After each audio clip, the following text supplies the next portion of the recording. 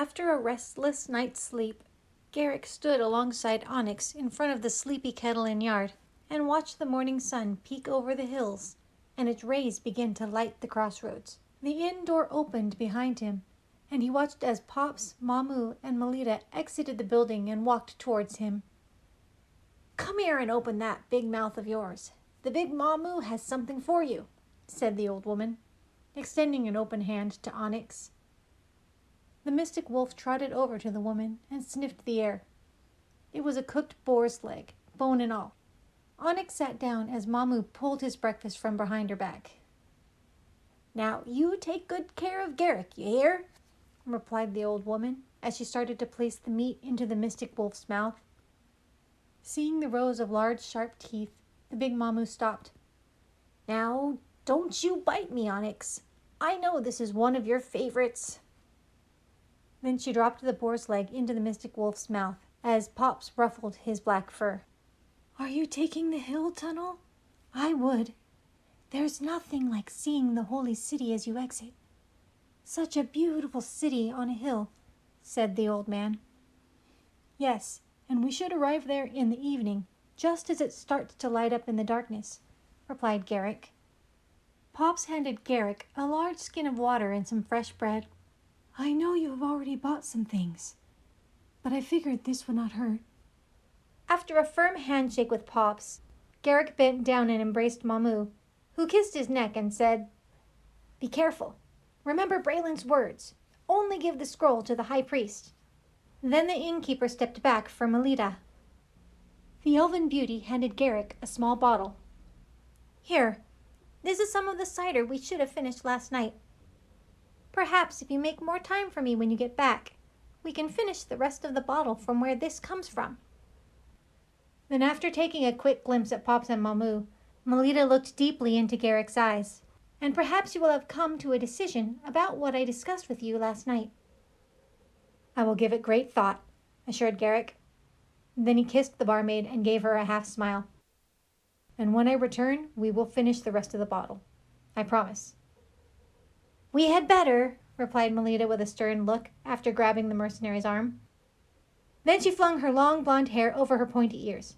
"I am sure you share wine with that woman at Shepherd's Bend." After Melita looked over at Pops and Mamu, her gaze returned to Garrick and she continued, "Do not deny it. I have overheard them talk about her." Garrick started to open his mouth, then stopped for a moment, looking for the right words. "Well, I guess we now have something else to talk about over the rest of this cider when I return." After giving one last nod at Pops and Mamu, Garrick and Onyx turned and walked toward the western arch that would lead them from the crossroads to many of the towns in the Human Kingdom lands. But more importantly, in 2 days it would lead them to the holy city and a promise kept. The morning, and whole day for that matter, passed by uneventfully for Garrick and Onyx as they traveled towards their destination. The mercenary and mystic wolf kept to the main road, with Onyx running off every now and then, but always returning, especially before entering a town. After passing through the small farming village of Crispin and the growing mining town of Mid-Jewel, Garrick and Onyx headed northwest toward the Living River for the night. There at the waters that ran through the world of Denaria, they ate and rested before the long trek the next day that would take them into the nearby hills and the tunnel to the holy city. With Onyx seemingly having laid down for the night, Garrick pulled off his quiver and pack and looked up at the first stars to usher in the night. Then he sat down, and with light fast becoming scarce, the mercenary pulled out the salted pork he had bought at the crossroads the day before. After finishing his dinner and refilling his water skin, Garrick took out the scroll. The mercenary read the words of the king-priest scribe over and over, feeling the ancient texture of history in his hands. Whether that history was real or fabricated, he still didn't know, but by this time tomorrow he would, or at least should, know, assuming the current king-priest was the man everyone said he was.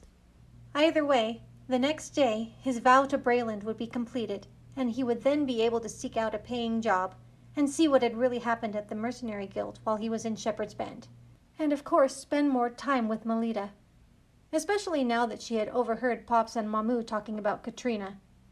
And though Melita had said she had not given him an ultimatum, he still knew he had some decisions to make.